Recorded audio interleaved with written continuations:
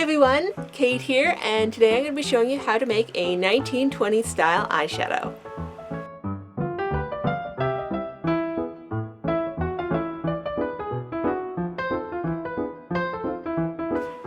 So a while back I posted a 1930s inspired eyeshadow recipe.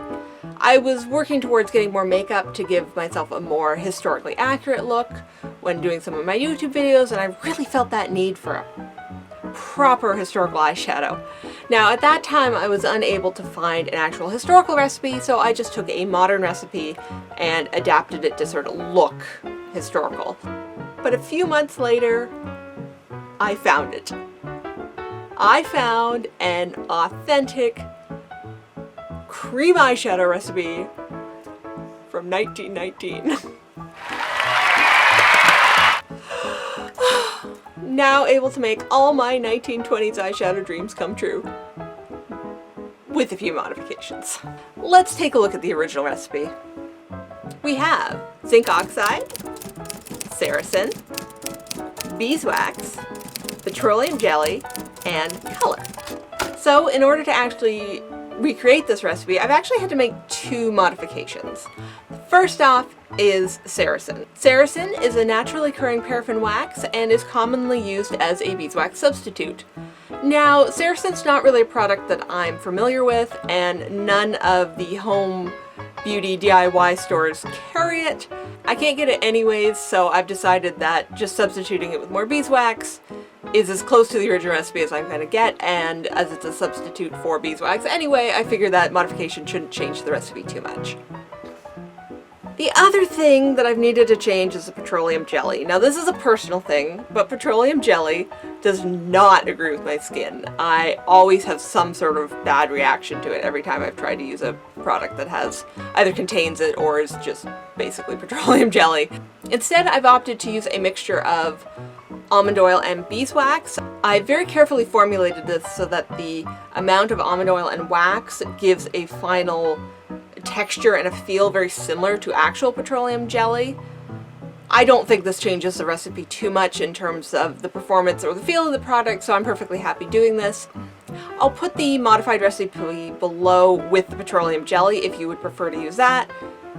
I'm fine with just the almond oil, though I didn't find it affected the recipe in terms of performance or feel, so do what you prefer. Now for pigment, I've opted to use a colored mica. It's easy to use, cheap to buy, and comes in a wide range of pre-mixed colors. You can get this from pretty much anywhere that sells makeup ingredient supplies, like TKB.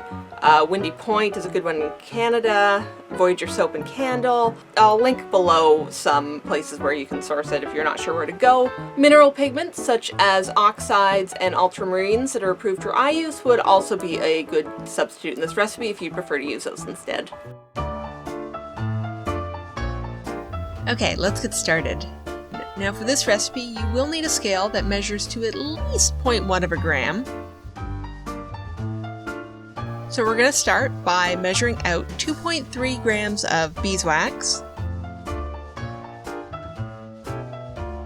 and 2.1 grams of almond oil.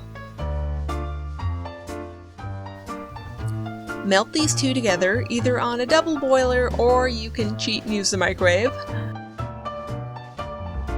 While those are melting, measure out 1.3 grams of zinc oxide and 3 grams of your mica.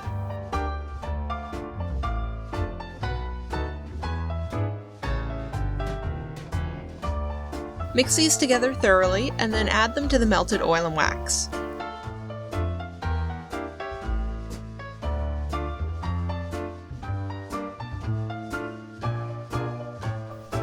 I find using a mini spatula here helps to evenly distribute the pigment.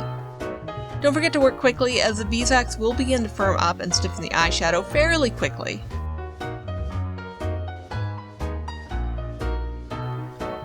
Pack the eyeshadow into a small tin or eyeshadow container and allow it to fully cool for a few hours.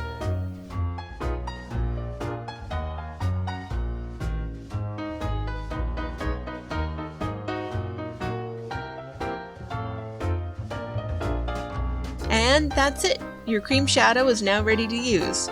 To apply, pick up some of the product with your finger and smooth over the entire eyelid, being sure to blend well at the edges.